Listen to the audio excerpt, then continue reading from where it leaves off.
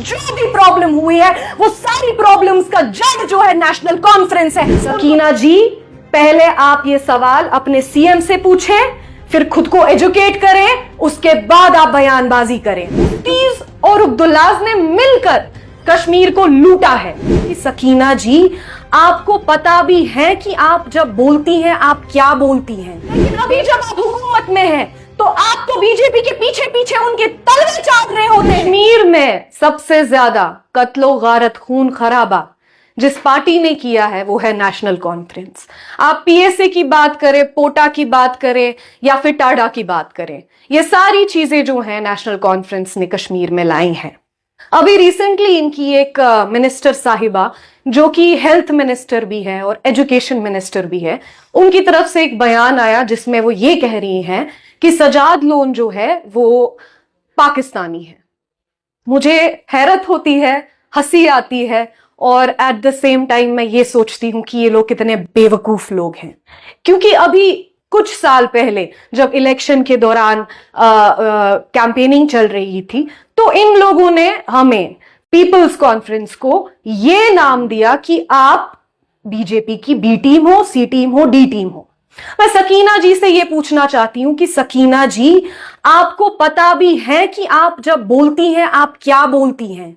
बेशक आपके पास proper education department है, आपके पास हेल्थ डिपार्टमेंट है, पर क्या आप एजुकेटेड हैं? आपको पता है कि आप किस बारे में बात कर रही हैं, क्या बात कर रही हैं, उनके पीछे क्या फैक्ट्स है, उनके पीछे क्या राज है, उनके पीछे क्या रीजंस है? नहीं।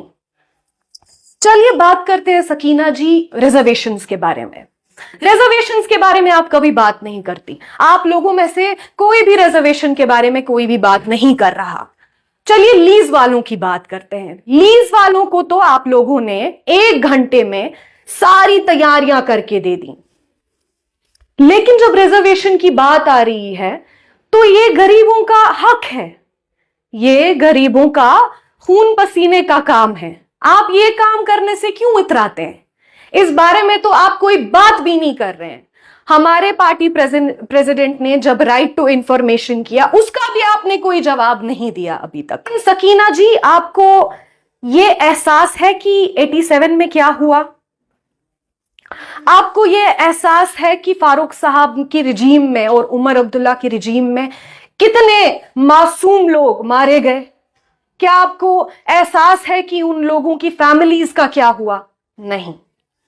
उल्टा आप सिर्फ उनकी बिडिंग करती रहती हैं। उनकी जगह पे आके आप अपने सीने पे गोलियां खा रही हैं। देखिए, मुफ्ती साहब ने कुछ कश्मीरियों को बेगुनाह कश्मीरियों को मार डाला। उसके बाद फारूक साहब आ गए।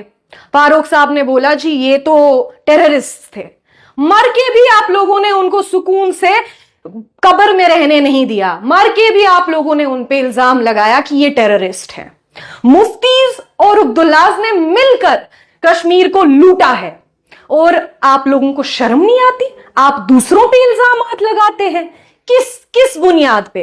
आपके पास क्या प्रूफ्स है कि आप हमारे ऊपर इल्जाम लगा रहे हैं? पहले आप अपने गिरबान में झांक के देखिए, उसके बाद आप पीपल्स कॉन्फ्रेंस की बात करें, उसके बाद आप सजाद गनी लोन का नाम ले। यहां हमारे सीएम की ही बात कर ले। उन्होंने कहा कि 1 लाख जॉब्स देंगे। मैं उनसे पूछती हूं कि उन्होंने कभी आउटसोर्स नहीं किया? और बाकी स्टेट्स में तो ये आउटसोर्सिंग का चक्कर है ही नहीं। मेरा उमर साहब से ये सवाल है कि इस आउटसोर्सिंग को लेके आपका क्या जवाब है? ये जो आउटसोर्सिंग वाली कंपनी है, आपका क्या लेना देना है इनके साथ? अगर डायरेक्ट सरकार तनख्वाह दे तो वो 100 रुपए देगी, लेकिन अगर आउटसोर्स से वही पैसा आ रहा है तो 150 का जा रहा है। ये जो इनकी एमएलए मिनिस्टर हैं सकीना जी, जो हर जगह हर प्लेटफॉर्म पे चीची चाचा करती रहती हैं, इनसे मेरा सवाल है कि इस बात पे अब आप जवाब दें मुझे। ये बात का जवाब आप मुझे दे कि ये 50 रुपए कहां जाता है। सकीना जी, पहले आप ये सवाल अपने सीएम से पूछें, फिर खुद को एजुकेट करें, उसके बाद आप बयानबाजी करें, क्योंकि आपके मुंह से अब बयानबाजी अच्छी नहीं लगती। आपके मुंह से सिर्फ झूठ अच्छा लगता है और वो झूठ सुन सुन के अब आवाम तंग आ गई है। मैं हैरान हो जाती हूं इनकी ये दोगलापंती देख के, इनकी ये हिपोक्रेसी देख के। इलेक्शन से पहले, इलेक्शन कैंपेनिंग के दौरान इन लोगों के साथ जो नहीं था, इन लोगों ने उन हर इंसान पे, उस हर शख्स पे ये इल्जाम लगाया कि ये जी बीजेपी के लोग हैं, ये जी एजेंसी के लोग हैं। आज जब ये लोग हुकूमत में हैं, मेरा इनसे ये सवाल है, आप तो बीजेपी के साथ हाथ नहीं, आप तो गले मिलके होते हैं उनके साथ, तो इस बार आपकी हिपोक्रेसी का क्या करें हम?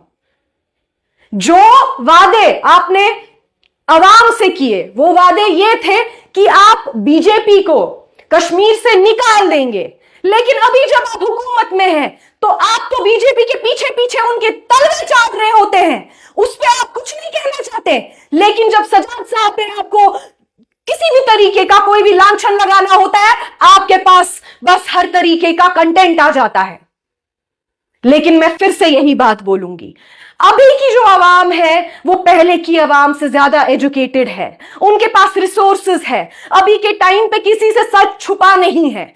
जो हजारों की तादाद में यहां माएं बच्चों के बगैर जी रही हैं, जो हजारों की तादाद में यहां बच्चे बिन बाप के, बिन मां के यतीमों की तरह जिंदगियां जी रहे हैं, जो गरीब घर हैं जहां पे रोजगार नहीं पहुंच रहा, बच्चे पढ़ लिख के अनएम्प्लॉयड एक जगह बैठे हुए हैं, ये सब आपकी वजह से है। अगर 96 की बात करें, रिगिंग की बात करें, तब से लेकर अभी तक यहां पे जो भी प्रॉब्लम हुई है, वो सारी प्रॉब्लम्स का जड़ जो है नेशनल कॉन्फ्रेंस है, उनको छोड़ के और कोई नहीं है।